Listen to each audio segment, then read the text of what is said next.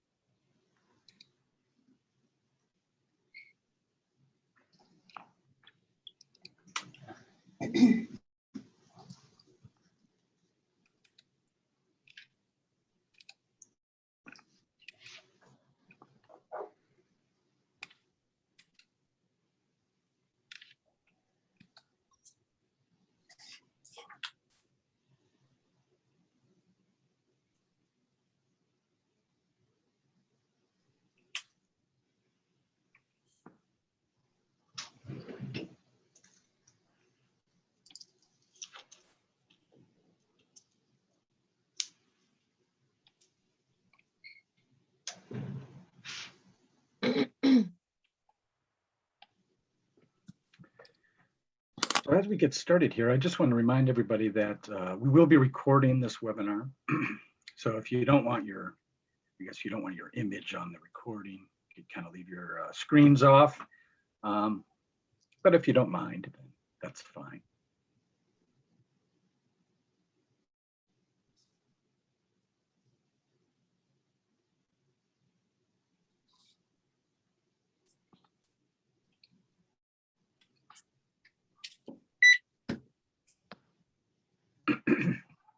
So thanks everybody for coming. I just want to remind everybody that we will be recording this webinar.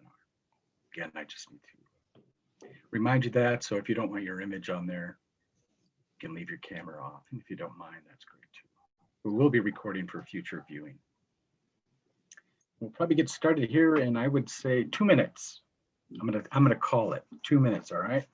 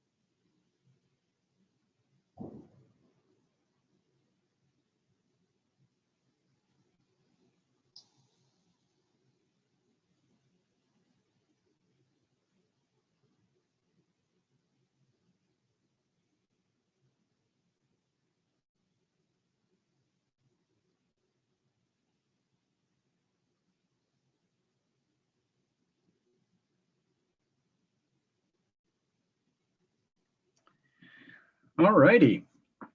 Well, let me thank everybody on behalf of the NILROC Information Literacy Committee. I want to thank everybody for coming out to our spring webinar on empowering students against disinformation, kind of using a critical pedagogy approach. Our presenters today are Megan Balengee. Megan Balengee is from Heartland Community College.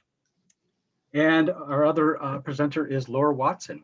reference librarian over at Highland Community College. And both of our colleagues here will be presenting on this particular topic.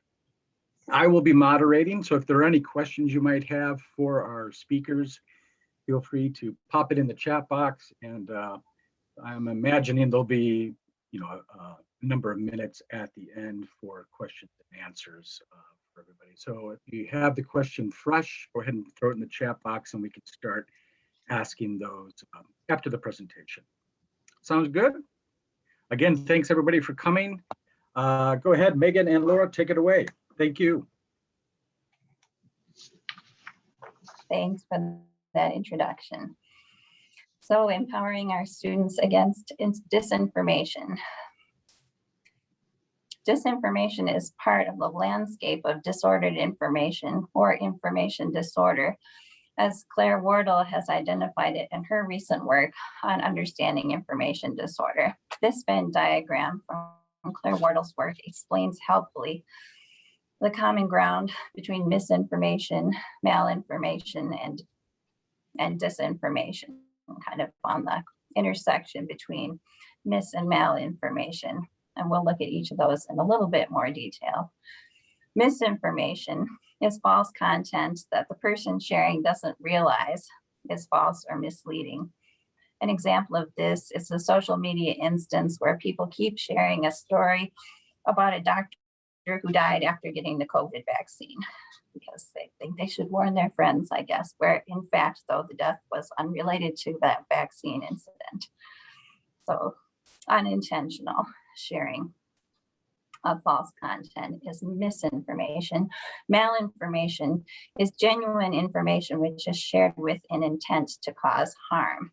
An example of malinformation might be leaking confidential documents or releasing private photos or emails. Then disinformation is kind of that overlap area between misinformation and malinformation, both intentionally false, fabricated, or manipulated information, and shared in order to cause harm. Usually there are three potential reasons for the creation of disinformation: to make money, for political influence, or just to cause harm or trouble. And then reasons for sharing it vary from, wanting to cause that harm or just being misinformed and thinking you're sharing because you're a good person, but no. Wardle provides some types of disordered information in this slide. These fall on a spectrum from less harmful on the left side to more harmful on the right side. One type, misleading content, is the use of information to frame an issue or individual. Sometimes this can come in the form of percentage graphs that are not correctly drawn to scale, or illustrations that affect how a person will interpret an image. Another type that is more harmful is manipulated content, which is a genuine information or imagery that is manipulated in order to deceive. An example of a manipulated content is an image that was altered from its original form. So the example that I'm going to explain, some of you may have seen this a few years ago. In the original image, Emma Gonzalez, a Parkland shooting survivor, rips up a gun target. In the manipulated image, she appears to be ripping up the US Constitution. Because image and video editing software has become widely available, manipulated content can appear incredibly real to the viewer and is often shared quickly through social media.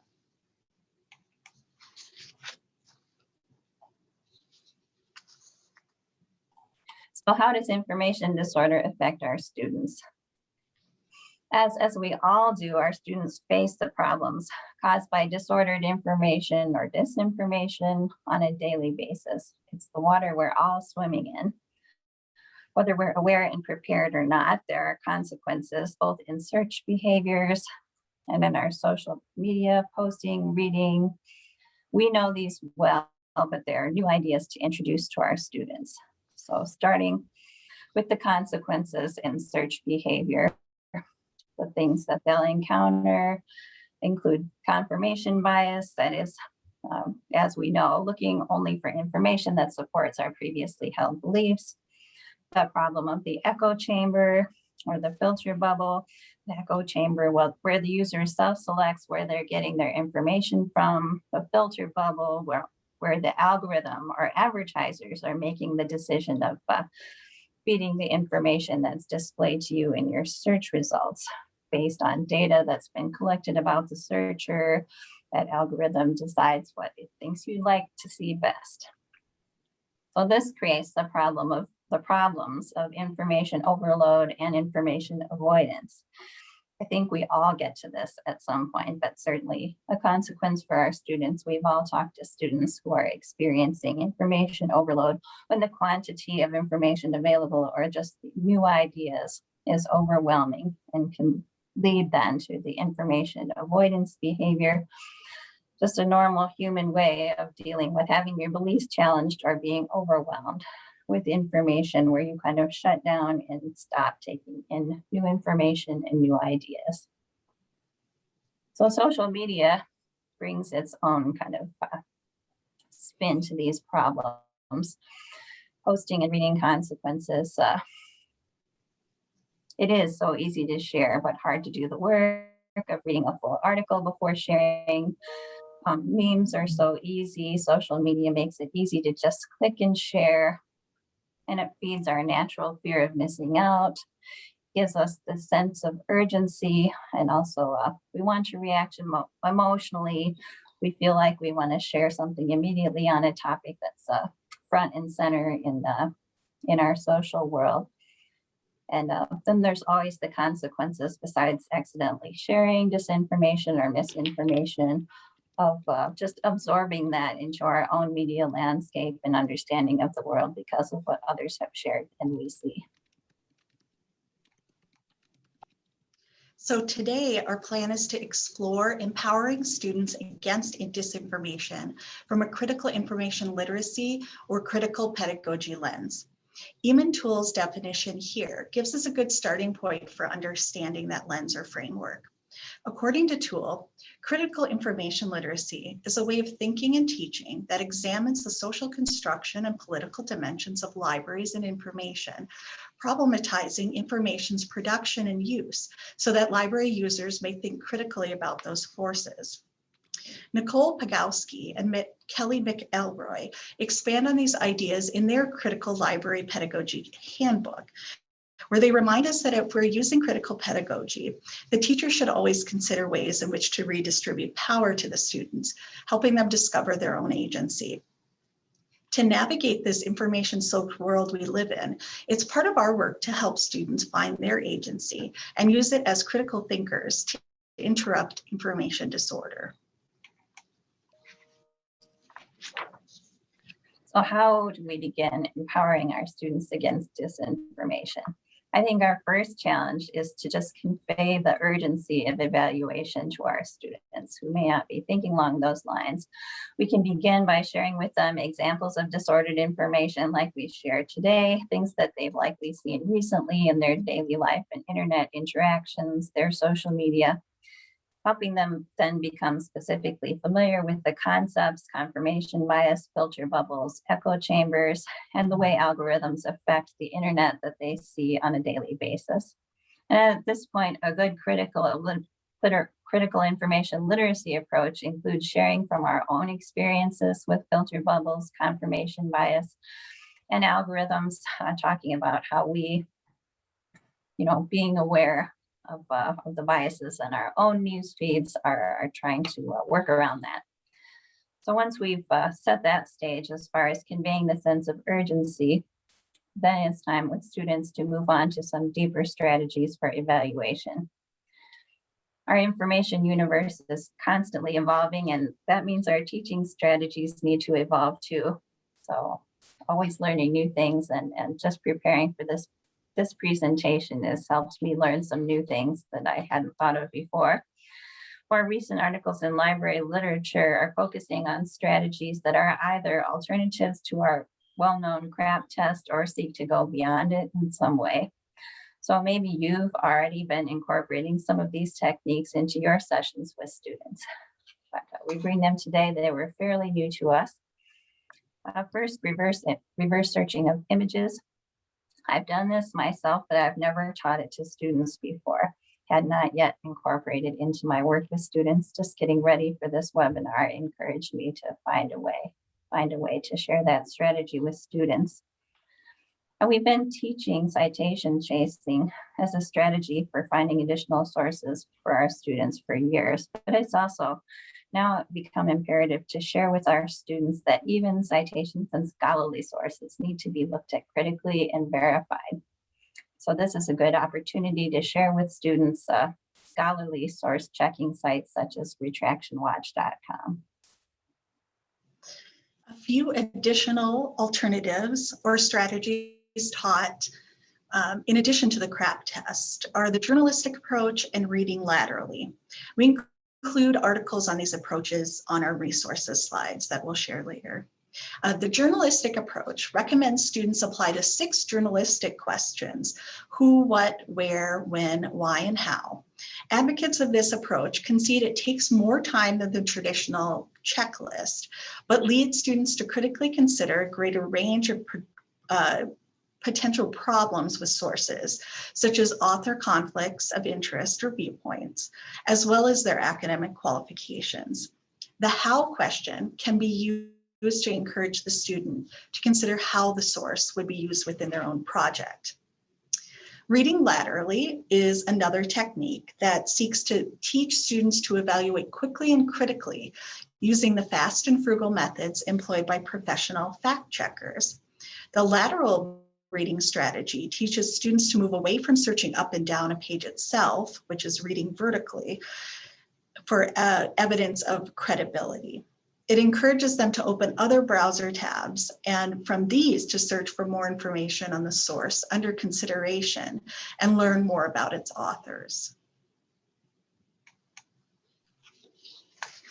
We do want to ground our discussion of lessons and sample activities in the ACRL framework. I think almost all of the frames really fit into various aspects of empowering students against disinformation. Certainly, students will engage in searching as strategic exploration. Hopefully, as we teach them strategies, that exploration will get more and more strategic. And over time, given more lesson time with the students, we also hope to share concepts and strategies from the information has value and authority is constructed in contextual frames. Also relevant. As mentioned before, a first step in good critical pedagogy is self-reflection and can also be a part of giving some agency back to our students. As we describe our own experiences with biases and filter bubbles and how we work through them, as we humanize our own experience, we are teaching students about their own agency. Along with that, the instructor can help guide the students and learn alongside them. Pagowski and McElroy remind us, critical pedagogy does not diminish the role of the teacher, but rather should enhance it, where learning is viewed as a partnership between teachers and students. As part of doing this, we can also help the student feel an active part of the process by starting with where the students are and what they know. So here's a sample activity that begins with what students know and experience. We can ask them to identify news and trending items from their social media feeds. I want to take a few minutes and try this out using a Jamboard. So first, I'm going to show you how to use the Jamboard, and then I'm going to put the link in the chat.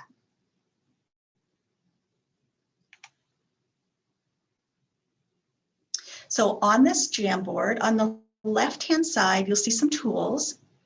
And there's one, if you hover with your cursor, it says sticky note. So go ahead and click that. Then you can choose the color of your sticky note. You can choose whichever one you want. And then take a look at your social media feed and find something that is trending. So Khloe Kardashian is trending on Twitter. So I'm putting that down and then I click save. And to remove the sticky note from your screen, if you're all done, you can click cancel and then you can move your note around. Okay, so I'm going to put the link in chat and go ahead and put in some of your trending news items.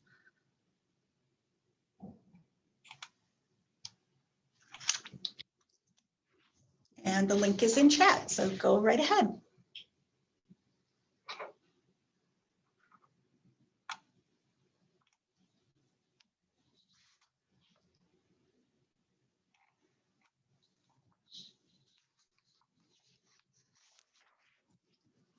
And you'll have about 3 minutes to do this. So I'm going to put on my timer right now.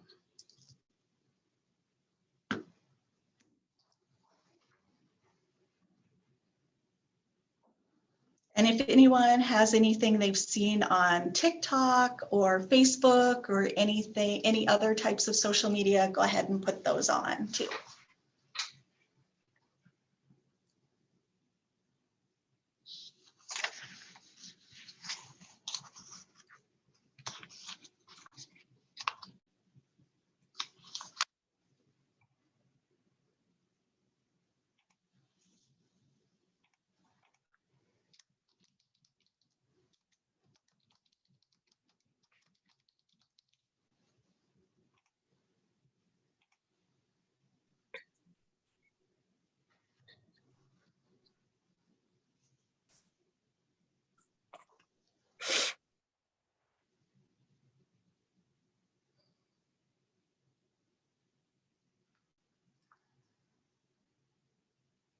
Okay, awesome. I see a lot of sticky notes coming up.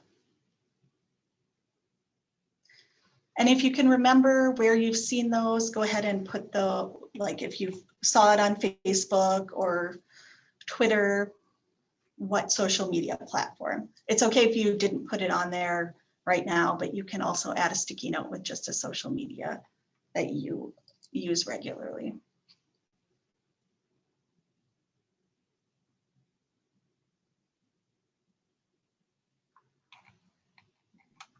Sorry, I really wanted to participate in this exercise, except as I go to Facebook and everything, I'm noticing that the trending thing doesn't really play that way on Facebook, as far as I can tell. Maybe I'm just oblivious to it. And that's pretty much the only thing I look at. So I'm sorry, I'm not going to participate. Okay. I mean, it could also be something that is a news item that people have shared on Facebook, or that people are talking about and commenting on. Yeah, I think, and I'm sorry for just jumping into the conversation while other people are doing this. I toyed with that idea as well as I was looking through the feed just to kind of see what was there and everything. And I noticed that there's the things that jump out in that context are the things that are more, for lack of a better word, pervasive. So it's almost like one example is I was on a miniatures group looking at something, and somebody had posted something which was kind of a, given the right circumstances, was a kind of an inappropriate post, picture of a miniature, and it reminded me of something that I had seen, which talked about how illustrators can de-objectify women in comic book art. And so I just, as a response to this, I said, hey, this reminded me of this article. It's kind of interesting. And it immediately devolved into, who are you to define art? Art is art, and blah, blah, blah, blah. And ended up with somebody getting banned from the group and all that kind of stuff. But, that's the sort of thing that in Facebook terms seems to happen. And so right, just kind of as a comment, laterally in the context of what you're going to do next. So. Yeah, and I think we'll also find the differences in what students are using for social media and what we are using as educators or as the librarians or instructors. We probably won't find a lot of students using Facebook or finding their news articles from Facebook. We'll probably find them, maybe some from Twitter, TikTok, Snapchat, some other forms of social media too. So that's a good point as well. As I'm looking at our Jamboard, I see a bunch of different things. There are some things in common. We have the Chauvin trial and George Floyd, also political topics, Biden administration and gun control. I see three of those. An idea for using this in the classroom. We can then discuss with our students, what differences do you see in trending topics, viewpoints, and what is listed? Do we have a whole bunch of news items that are the same, or are there really a lot of differences? Here's another sample activity that helps students reflect upon the echo chambers and filter bubbles of their own individual social media feeds, and how to interrupt those and move outside that to validate information. So find 4 sources across 4 different social media feeds or news or websites about the news item that you selected from the last slide. So we would have students choose one of those that was posted on that Jamboard, and then search for additional sources. And we want them to find sources that are not the original source. So if you picked a news item that was from Twitter, try to look outside that. So an example, try to find a TikTok video or YouTube or another type of article. As you identify additional sources, try out reading laterally. Open another browser to see what other sources say about that article or source. So this falls under the frame of searching as strategic exploration for expanding the gathering of information about trending news. Students can compare viewpoints of the resources. Do you find anything that disagreed with your first source? Are you finding an array of viewpoints on the topic? Why or why not? In the classroom, this could be done in groups to help foster comparisons and discussions. After students have identified some potential topics from their news feeds or internet adventures, it is valuable to help students to identify aspects of the news item that they would like to research further, or select which part of a topic is most important to them. Laura, I'll let you go ahead, jumped in on your slide. That's okay. So they'll need guidance here in narrowing the topic to a research question. And here we can move them into incorporating library resources. For example, if students have identified the Derek Chauvin trial in their Jamboard activity and wish to pursue that with further resources, we can help them identify the many different aspects of this topic they could choose to follow up as they develop research questions and project thesis statements. Say, which part do you want to focus on here? Police training methods, use of deadly force, racial discrimination, Black Lives Matter protests, or where do you want to go with this? So once they can focus their topics successfully, we can move them on to finding the credible sources that they could use for an academic paper or project. Give some practice there. So we've shared some ideas for using critical pedagogy to start helping students take some agency in critical evaluation of the information they encounter. We'd like to take some time to hear from you. So just like we used the Jamboard before, I have a different Jamboard. You can add notes. What are some activities you've tried in your class or ideas for activities related to the topic today? These could be just short activities, discussion for your students, reflection where students write in their journal so that we could use these in the classroom. So I'm going to put a link in the chat and we'll have another 3 minutes or so. If you want to go ahead and add to this Jamboard, that would be great.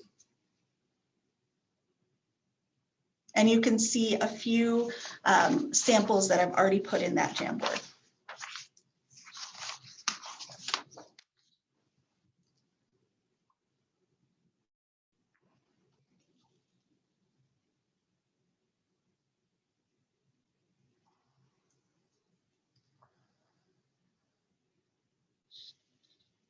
And don't worry, these don't have to be complete activities. These could just be ideas starting out. You could have part of it kind of figured out in your mind, but go ahead and just put in some notes. And again, to create a sticky note, you just go to the toolbar on the left-hand side and click sticky note.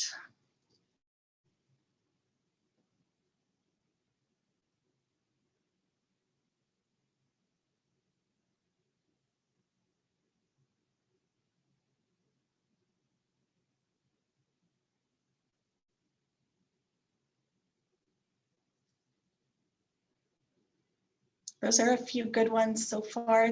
Thanks for making that one a little bit bigger. The ask students for current events and place within the information cycle, how news cycles change research strategies. That's really interesting. And I'm also thinking about maybe a different idea would be to think about how often do some of these news stories or news items that students are identifying, how often they come up in their social media feeds. My example of Khloe Kardashian trending on Twitter earlier, how often do we see something like that? Or actually Khloe Kardashian trending? Are these kind of cyclical trends in some of their social media feeds? Concept mapping, those are always great, and those are awesome to help students make connections between ideas, news items, and research. And we have another minute to add if you have any other ideas.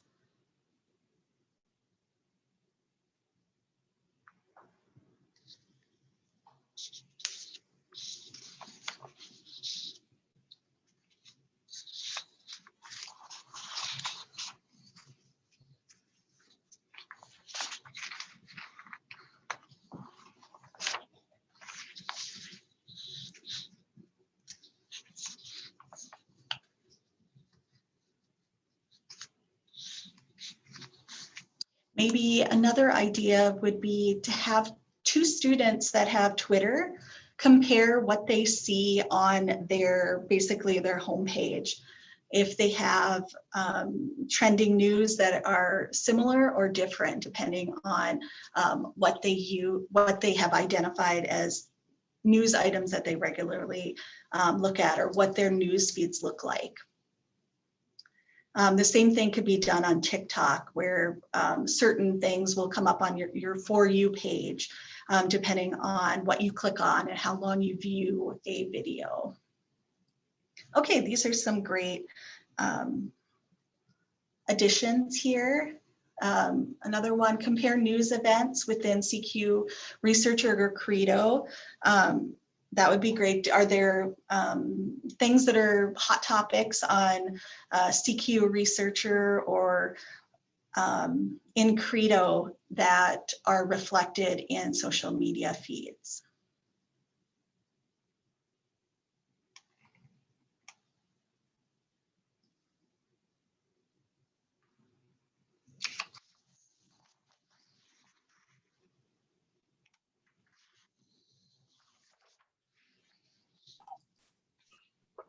So we're glad for your sharing your ideas on our Jamboard, and maybe we'll still have some more discussion here, but it's time for the question and answer as we come near the end of our presentation. Do you have questions for us or things that you'd like to share verbally?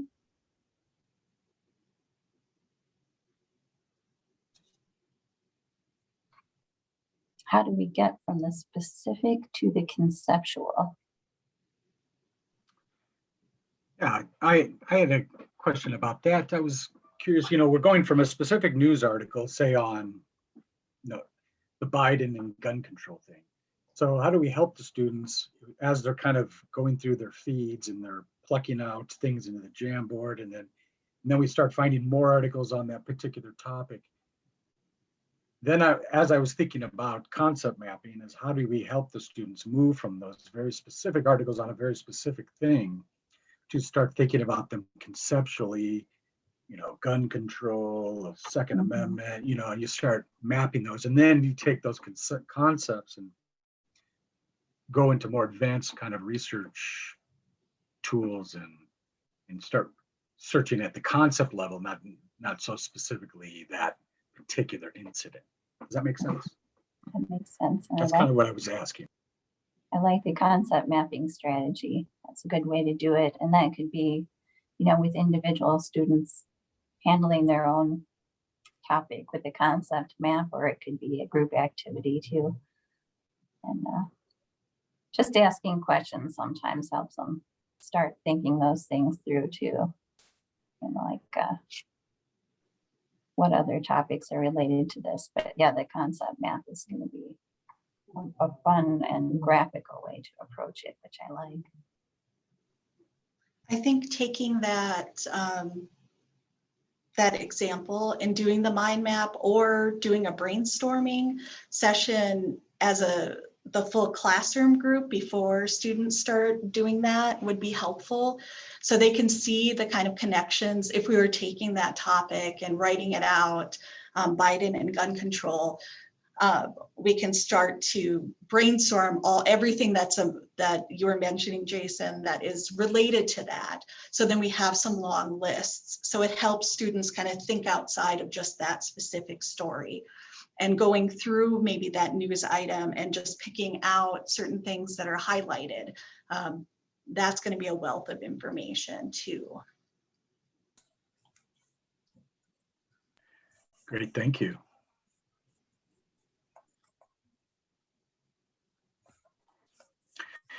So I will open it up to everybody else. If you have any questions for our presenters today, thank you, Megan and Laura. That was great. I really like the connections to bring in information agency and really trying to focus on that, getting students really some power over their information source. I think that's a great way to kind of look at this. So if anybody else has any more questions, feel free to turn your microphones on. If you want to, or type it in the chat and I can ask the question out loud. So go ahead and do that. If people have questions, go ahead. I'm just going to go to the next slide and talk about this a little bit, and you can still ask a question. I just put together this word cloud. This is from the Information Disorder, the Definitional Toolkit webpage. It's linked here and it's also in our resources. It's very helpful for exploring terms related to information disorder that you may not be familiar with yet. It could also be a jumping off point for class activity to learn these terms. You could make something like a word matching game or a crossword puzzle or word finder or something a little more fun to learn these terms. Okay, so we have a chat question. Not sure exactly what my question is, but can you shed light on the dark web? Just as a maybe like an overview, there are a lot of graphics out there that show the percentage of information that we usually have access to when we go to Google, and then it's usually shown in like an iceberg kind of graphic where we only see a small portion of what's on the internet. And then kind of below the surface of the water is everything from the dark web. Does anybody do you want to expand on that question? Or does Laura or Jason, do you have anything to add about the dark web? Well, I guess all I could say about the dark web is probably there's a lot of nefariousness going on. I mean, I kind of think of the dark web as part of the deeper web, I guess. I would consider them different things.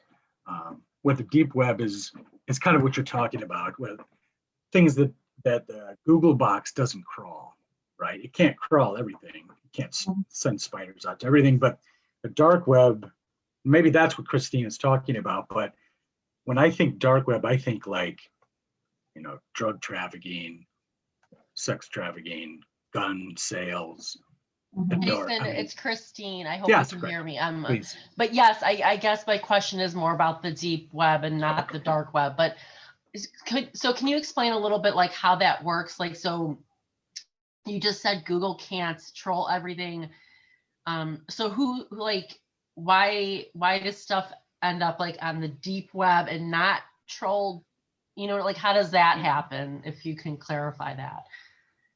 Well, technically, I don't know if I know exactly how that might work, but I think some databases are closed, right? So you can't a search engine spider or whatever the hell they're calling them now, right?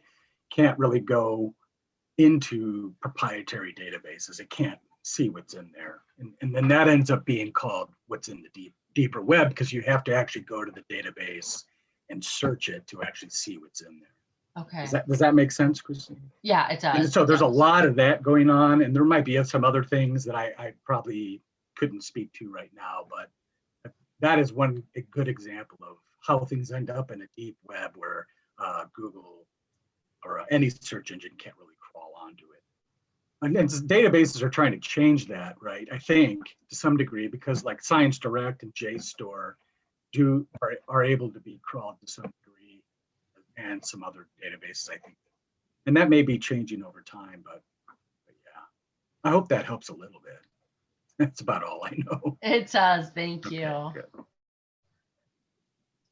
You know, it's an interesting thought exercise or whatever, the difference between the deep web. I think that was a really good definition of the deep web, you know, and the dark web being a more anonymous, more disconnected space and so on and so forth. And I would expect that as the social norms, you know, it's still, even now is still such a fresh space, the social media, the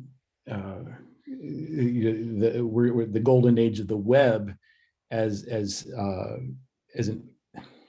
a web page place as opposed to a social media place. All that stuff's kind of still evolving, and we don't know where we're going to sit. And our social norms are evolving in that context. And I think that one of the things that's going to start happening is that the dark web is going to end up start housing some of the more extreme information places and stuff like that, as opposed to just like right now, I would probably consider I don't even know how to describe it. You know, like a website that espouses, you know, far fringe beliefs and stuff like that. Some of them are searchable and you can find them, and some you can't. But if you go on the dark web, there's likely a lot more of that stuff. And in this idea of, and I need to use the right word, disinformation, you know, intentional or not, is probably going to become more prevalent in that environment where the accountability is and the credibility cannot be evaluated. And I guess that's kind of my question. So like when things are on the dark web, they are trying to be hidden. When things are on the deep web, are those places trying to be hidden and not, you know, not found out easily, or they just happen to not be, you know, discovered easily because of some other, you know, algorithm or something like that? there may be a little bit of both of that, I would say. I don't think it's entirely one or the other. yeah, well, and I think that, Jason, I think your point before about the example of the databases and the web crawling and stuff that goes on to catalog the web and stuff, that's a great example. You know, what's the motivation behind it? You know, when we talk about journals and the credibility of journals and peer review and blind review and all that kind of stuff, you know, that's really credible, but all those journals, for the most part, are money-making devices, and the protections afforded by the deep web don't want to disconnect the credibility and who has the content. They just want to limit who has access to it. I thought that was a really good point. Thank you, guys. That's good questions. Does anybody else have any questions? I'm just going to move this slide forward to our resources here. Oh, yeah, our last slide is our resources list containing both the sources we used to prepare for today's presentation, as well as some related helpful sources. I have a Google Docs link for this content that I'm going to share in the chat so that you can easily get that resource list if you would like to. And our special thanks to Jason for introducing us today, as well as for providing some of the inspiration for this content. We had started, he and I together, looking at a presentation along these lines for last year's spring webinar before everything went to COVID.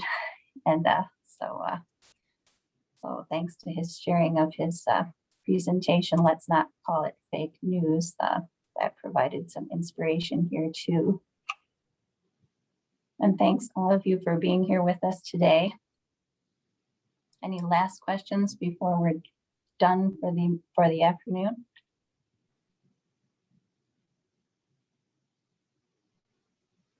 No? All right.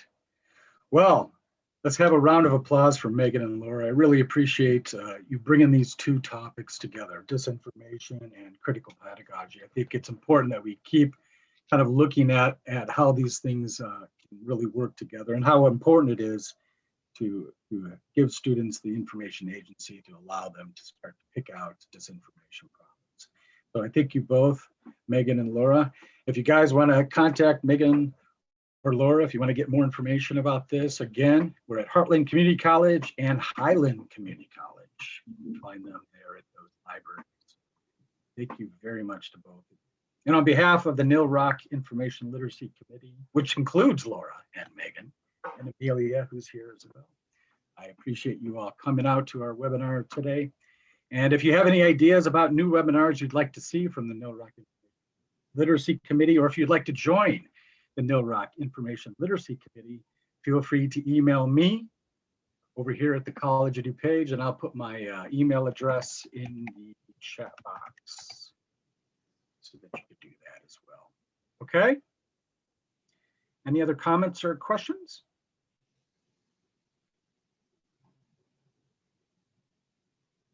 Okay. Well, again, have a wonderful rest of the semester. Let's hope at some point in our lives we'll get back to our campuses full time. I envy those of you who get to go to campus once a week at this point. I do not.